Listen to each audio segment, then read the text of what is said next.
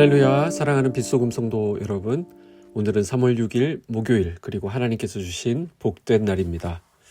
어떤 분이 오랜만에 친구들과 만나려고 약속을 잡았는데 그 시간 맞추기가 너무 어렵다라고 합니다. 내가 되는 날에는 또 다른 친구가 안 되고, 또 그들이 되는 날에는 내가 안 되고 해서 결국 그 약속을 한참 뒤로 미뤄야 했다고 하죠. 그러다가 문득 SNS에서 보았던 글이 떠올랐다고 합니다.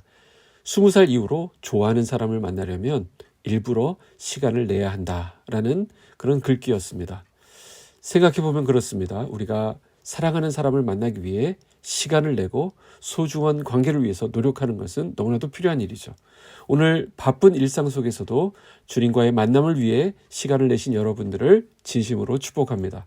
주님과 함께하는 이 시간이 우리의 삶을 더욱 풍성하게 하고 마음의 깊은 위로와 힘을 주실 거라 믿습니다. 모두 주님의 은혜 안에서 따뜻하고 평안한 하루 보내시기를 축복합니다. 오늘 함께 나눌 말씀은 누가복음 9장 18절에서 27절까지의 말씀입니다. 예수께서 따로 기도하실 때에 제자들이 주와 함께 있더니 물어 이르시되 무리가 나를 누구라고 하느냐? 대답하여 이르되 세례 요한이라 하고 더러는 엘리야라, 더러는 옛 선지자 중에 한 사람이 살아났다 하나이다.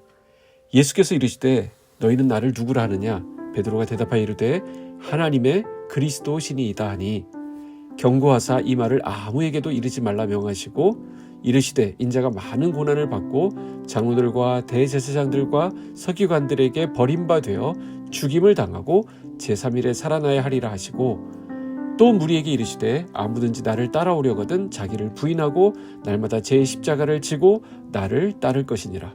누구든지 제 목숨을 구원하고자 하면 잃을 것이요 누구든지 나를 위하여 제 목숨을 잃으면 구원하리라. 사람이 만일 온 천하를 얻고도 자기를 잃든지 빼앗기든지 하면 무엇이 유익하리요? 누구든지 나와 내 말을 부끄러워하면 인자도 자기와 아버지와 거룩한 천사들의 영광으로 올 때에 그 사람을 부끄러워하리라. 내가 참으로 너희에게 이르노니 여기 서 있는 사람 중에 죽기 전에 하나님의 나라를 볼 자들도 있느니라. 아멘. 수많은 사람들이 예수님을 따라왔습니다. 그런데 그들의 관심은 각각 달랐습니다. 그 중에서는 예수님의 기적을 보기 위해 단순한 호기심으로 따르는 사람들도 있었고요. 예수님을 어떤 위대한 선지자로 여기고 따르는 무리들도 있었습니다. 그래서 오늘 본문에 보면 예수님이 제자들에게 자신을 사람들이 어떻게 생각하는지 물으셨습니다. 이에 제자들이 대답합니다. 어떤 사람들은 선생님이 죽은 세례 요한이라고 합니다. 어떤 사람들은 선생님을 말라기 선지자가 예언했던 그 엘리야라고 이야기합니다. 어떤 이들은 예수님이 구약 성경에 나오는 위대한 선지자 중에 한 사람인데 그 중에 한 사람이 다시 살아난 것이라고 이야기합니다. 제자들은 이처럼 이스라엘 백성들 가운데 널리 퍼져 있는 여러 가지 의견들을 모아서 예수님께 전달했습니다. 이제 예수님은 바로 그 제자들에게 핵심적인 질문을 던지십니다. 그렇다면 너희는 나를 누구라고 생각하고 있느냐? 자, 예수님의 이 질문은 정말 중요한 질문이죠. 왜 그렇습니까? 이 질문에 대한 대답이야말로 인간의 영원한 운명을 결정짓는 중요한 의미를 가지기 때문입니다. 예수님을 나의 구주라고 고백하는 자들에게는 영원한 생명이 약속되어 있고요. 그렇게 고백하지 못하는 자들에게는 심판이 기다리고 있기 때문입니다. 세상에 이보다 더 중요한 질문이 어디 있겠습니까? 자, 그렇다면 저와 여러분에게는 예수님은 어떤 분이십니까?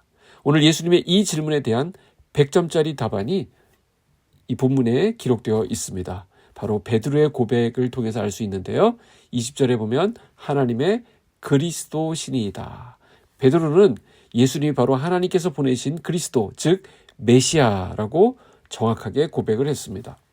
예수님께서는 하나님의 보내신 자 그리스도이심은 오늘날 누구나 알 수 있는 공개되어 있는 정보입니다. 그러나 이 사실이 처음부터 이렇게 오픈되어 있었던 것은 아니었습니다. 21절을 보시면 예수님은 베드로에게 엄중히 경고하시면서 이 사실을 아무에게도 알리지 말라 이렇게 명하셨습니다. 왜 그러셨을까요? 이런 좋은 소식은 널리 알려지면 좋은 것 아닌가요? 그것은 22절을 보면 알 수 있습니다. 22절을 보실까요? 이르시되 인자가 많은 고난을 받고 장로들과 대제사장들과 서기관들에게 버림받아 죽임을 당하고 제3일에 살아나야 하리라 하시고, 자, 예수님에게는 굉장히 중요한 구원과 관련된 스케줄이 있었습니다. 근데 만일 유대인들이 예수님이 메시아이심을 알게 된다면 어떤 일이 벌어졌을까요? 아마 그들은 예수님께서 하시고자 하는 이 구원 사역을 방해했을 것입니다. 십자가에 죽으시는 것을 못하도록 이렇게 막았을 거라는 것이죠. 그래서 우리의 죄를 담당하시고 십자가를 지시는 것이 더욱 어려워질 수 있는 것입니다. 왜냐하면 당시 유대인들은 메시아를 정치적인 또 군사적인 지도자로 이해했습니다. 그들은 로마의 식민 지배에서 자신들을 구원해 줄 그런 정치적인 메시아를 기다리고 있었습니다. 그래서 메시아가 이스라엘을 로마의 지배에서 해방시키고 또 온 세상을 정복하게 될 것이다 라고 믿었던 것이죠. 이것이 바로 당시 유대인들이 가지고 있었던 메시아 사상이었습니다. 자, 그러나 예수님은 칼로 세상을 다스리기 위해 오신 것이 아니라 십자가 죽음으로 세상 죄를 담당하기 위해서 오셨다라는 것입니다. 예수님은 자신이 받게 될 고난과 죽음 그리고 부활에 대해서 분명히 예언하셨습니다. 예수님은 죽으셔야 했던 것이죠. 그리고 부활하셔야 했던 것입니다. 하지만 제자들은 이 말씀을 이해하지 못했습니다. 그리고 나중에 보면 예수님을 다 떠나간 것을 보게 되죠. 심지어 베드로마저도, 그 귀한 고백을 했던 베드로마저도 예수님의 십자가 죽음으로 인해서 낙심해서 다시 고기나 잡으러 가겠다라고 돌아갔던 것을 봅니다. 우리도 예수님의 가르침을 제대로 이해하지 못하면 이렇게 될 수 있다는 것입니다. 예수님에 대한 잘못된 기대, 잘못된 초점은 우리에게 이런 실망감을 안겨다 줍니다. 이제 예수님은 자신의 비밀을 제자들에게 알리신 후에 제자로 살아가는 길에 대해서 가르치셨습니다. 우리는 흔히 이것을 가리켜 제자도라고 부릅니다. 23절을 보실까요? 또 무리에게 이르시되 아무든지 나를 따라오려거든 자기를 부인하고 날마다 제 십자가를 지고 나를 따를 것이니라. 제자도의 핵심이 여기 나와 있죠. 그것이 무엇입니까? 내가 죽는 길입니다. 어떻게 죽을 수 있습니까? 먼저 자기 자신을 부인해야 한다는 것입니다. 이것은 자신의 욕심을 내려놓고 하나님의 뜻에 온전히 순종하는 것을 말합니다.